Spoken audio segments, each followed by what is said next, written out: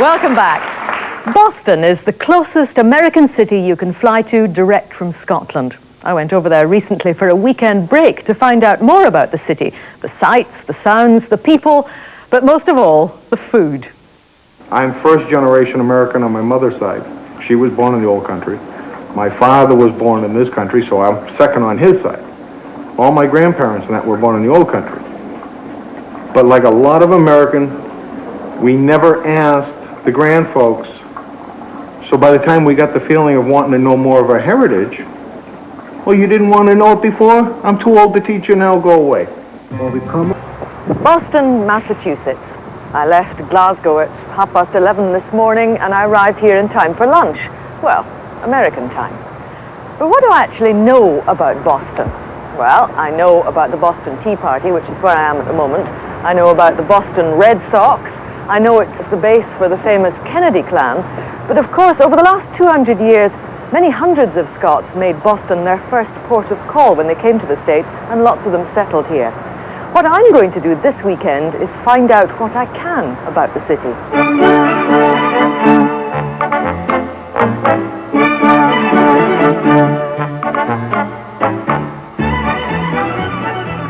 In Scotland, we must eat millions of baked beans every year, but of course we're used to them in tomato sauce.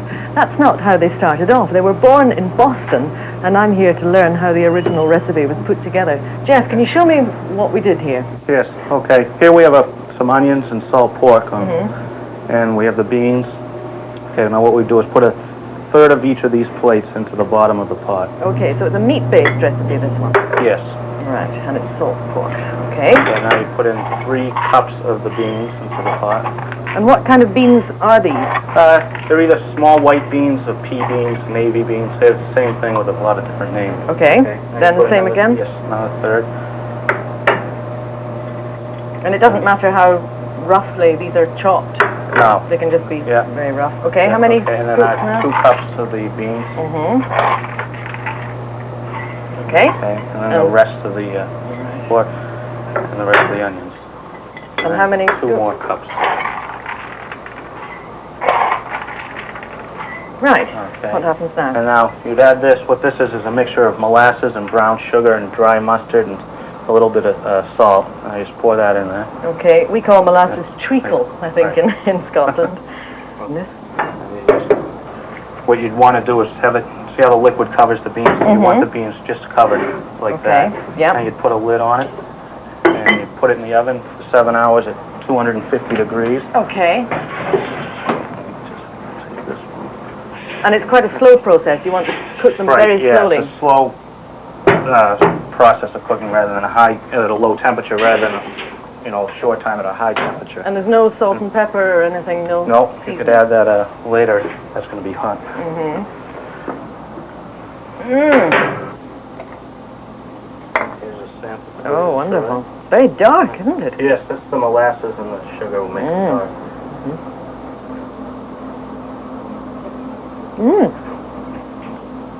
That's really good. It's quite sweet, though. Yes, that's from the molasses, and the brown sugar give it that color and a sweetness to it. And there's not a tomato inside it. No, that's not part of the original recipe. That's sacrilegious. That's not good for the... That's really not baked beans with the tomatoes. Do you know anything about why this recipe was invented, how it came to be? Well, it goes back to when Boston was settled.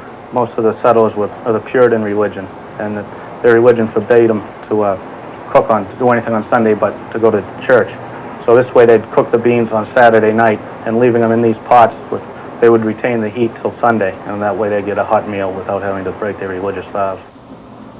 Well, they call Boston Beantown, and now I think I know why.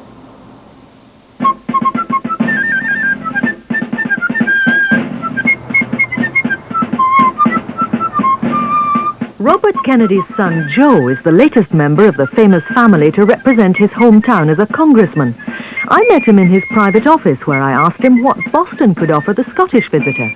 Well, I think actually Boston is just a terrific city to come and visit. First, the people are extremely friendly, as I hope you found, and I think that the weather, particularly in the summertime, is just fantastic. I mean, we really have and not to mention, I know that you've got the great oceans to enjoy in Scotland, but the fact is that the water temperature over here is a little bit nicer, so you can take advantage of some great swimming and sailing and fishing that exists in our waters, and yet we also have, and all the water sports, I mean, the kind of the newer sports of windsurfing, water skiing, and all the rest of it are readily available throughout the region, particularly on Cape Cod. And then the other great advantage that Massachusetts has is it has the mountains. So we have both, as Scotland does, but with just a very short trip, you're up into the Berkshires of Massachusetts, or a quick jaunt up to New Hampshire, Vermont, and the like,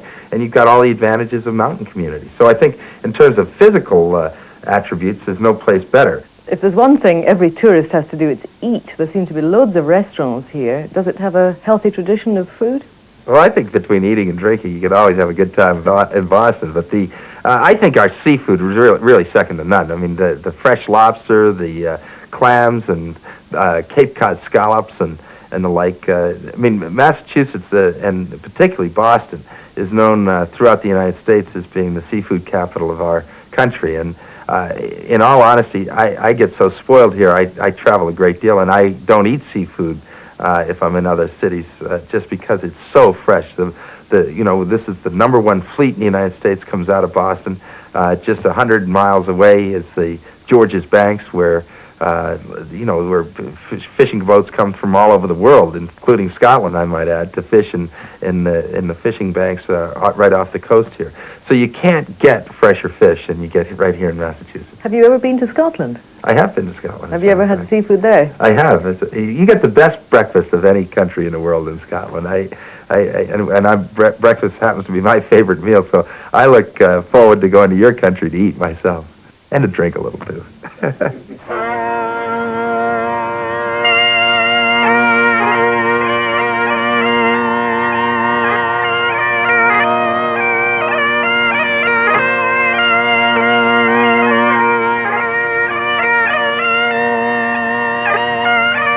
I'd have difficulty finding this place, but I think I've found it.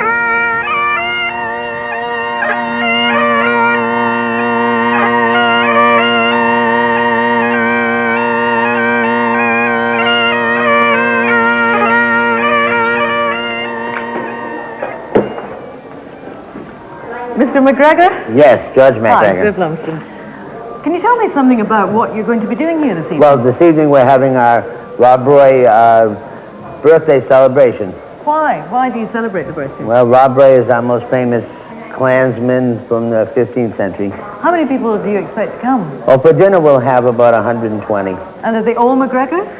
No, most, but not all. We have many clans will be represented tonight. And are they people who were all born in Scotland, or what's their background?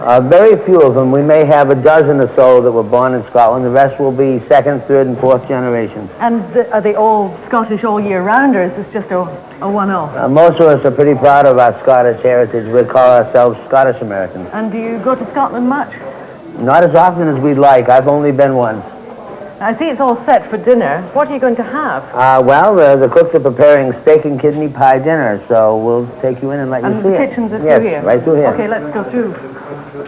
So what are you having to start then? In terms of entertainment, I suppose. The entertainment, well, we're going to have a small pipe band. We will also be having a singer, accordion player, some dancing, and then a big sing-along. And everybody's come from miles to be here. Some will travel as much as 300 miles. Okay, so we're at the stove now. What are These are our cooks, Sharon and Bill. Hi. Hello. Hi, You're both everyone. McGregors? Oh, yes. Yes. By marriage? He's the McGregor, and I had the good sense to marry him. But you're as keen as he is. Oh, definitely. And your family? Your children? Yes. There seems to be a lot of young folk here. That's the whole thing. You key in on the kids, and the parents are going to come along because it's good and wholesome for the children. Excellent. And the food's good and wholesome, too. It certainly is. What are you having? Steak and kidney pie, mashed potatoes, mushy peas. Dessert will be clootie dumpling and sultana cakes. So you make the clootie dumpling from scratch? Oh, yes. How do you put that together? Do you have a problem with the ingredients? No. My husband chops the suet for me, and everything else is pretty much available here in the States. Would you consider haggis ever? I don't particularly care for haggis.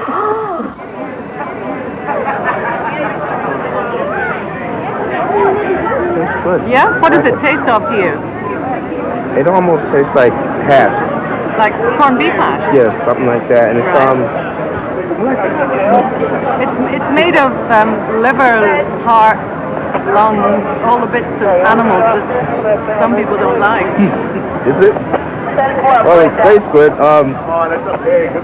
But you don't want any more? No, I pass on having any more. I mean, I usually don't eat things like that, but it tastes good, and that was great. It's like meatloaf. Meatloaf, corned beef hash. Wait, the aftertaste doesn't taste like meatloaf. Would you eat that again? No. I'm serious. No, it's not bad. It has a funny aftertaste. Like, it tastes good when you first put it in your mouth, but after it's like water. Water.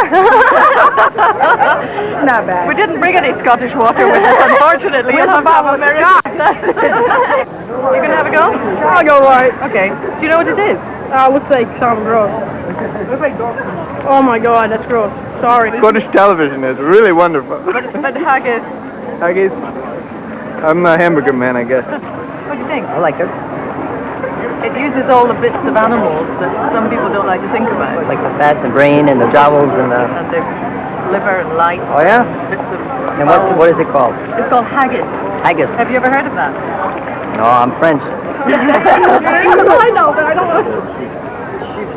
It's called haggis, and it's got bits of sheep in it from lungs, brain, heart, liver. This on the news. It's called haggis. What? Haggis. I don't want to try it. It's from Scotland. We're from Scottish television, and we're trying... Scotch? Uh-huh. It's a Scottish national... I'll believe you if this guy has an accent and that guy has an accent. Let me see. Yes, I do. Let me see, yeah. Yeah, we come You from guys just Scotland. seen fork everyone else ate off? No, I've given you a clean one. That's Sure. the old one. Yeah. We don't want to contaminate you. It's called haggis, anyway. Oh, you eat some first. Well, I'll take some. Hang on. Us Boston people really trust everybody, don't Right, there you are.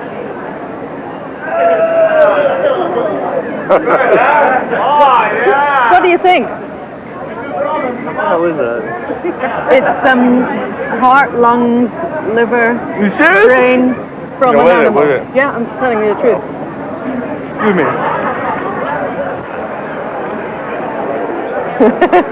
So even if it doesn't taste good, you have me already on camera smiling, right? Approving that. This is not Scottish, this is Armenian. Is it? What do you call it in Armenia? Huh? In Armenian, ajab sandal. Kind of leftovers. Is it? The bits of animals that nobody else wants. This is Armenian. Tell me again what it's called in I Armenian? just made it up. Okay, here we go. Right here, come on. Right. Yeah. Go ahead. What is it? This is waitress service. What is it? This is haggis. Try some. Haggis. Haggis. Have you heard of that? No, never heard of it, but I'll eat anything Well, it's once. Scotland. He's a little nervous. Give It's him a minute, Scotland's all right? national meat dish. What is it? That's the best stuff I ever tasted in my life.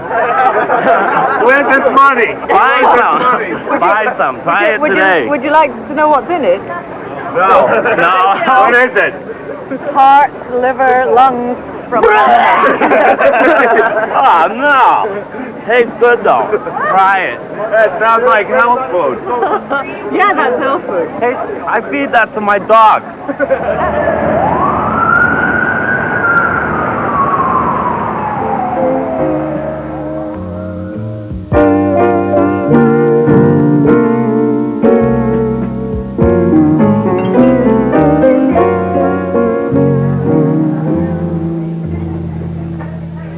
I've managed to find my way to a cocktail bar. This particular one is in the Four Seasons Hotel in downtown Boston. And believe it or not, quite genuinely, this is a Rob Roy cocktail. Crispin, a Rob Roy, it's a real cocktail, is it? Oh, yes, yes. And what's in it? We make that with Dewar's Scotch and a dash of sweet vermouth. Is there such a thing as a Boston cocktail? Not really a Boston cocktail, but there are a few cocktails for the area, like a Cape Cod or a Sea Breeze or something like that. There aren't many Scottish cocktails at all. I don't know of any, really, that you could call a cocktail. From time to time on the program I'm on, we issue challenges to people. Can I give you a challenge? Will you Sure, make me of a course. Scottish cocktail? A Scottish cocktail, all right. Just for me. Okay. You have rust-colored hair. How about a variation of a rusty nail, which is what's a Scotch rusty? and Drambuie, and I'll just do a few other things to it. Great, yes, All right. let's see how you put it together. Okay. Doers. Equal part of Drambuie. A touch of milk or cream.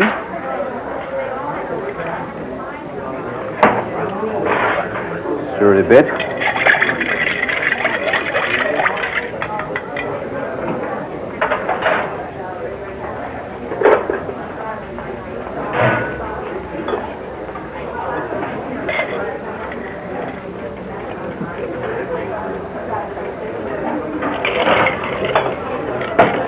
And then just a touch of nutmeg. Thank you.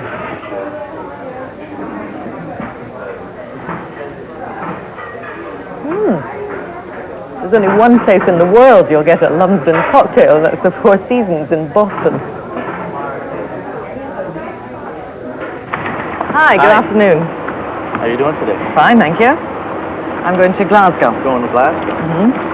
Did you enjoy Boston? I did, it was great. It's a great city. It is, it's good fun. Unfortunately, though, my weekend's at an end. I've got to head back home now. The only difference being now I'm at least a stone heavier.